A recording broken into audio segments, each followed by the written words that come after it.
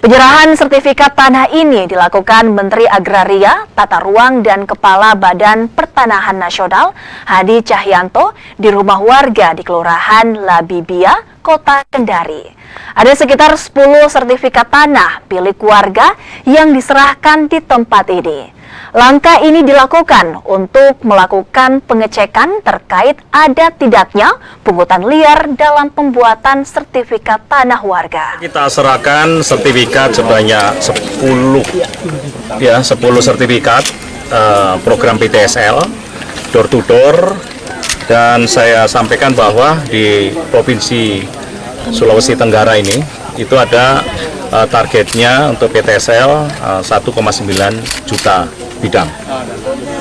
Sampai saat ini sudah selesai 1,3 juta bidang, tinggal 600 lagi. Dan saya harapkan di 2024 ini sudah 90% lah, sudah hampir selesai semua. Oleh sebab itu saya cek tadi ke masyarakat secara door to door, saya coba berkomunikasi, menanyakan bagaimana proses penyelesaian PTSL.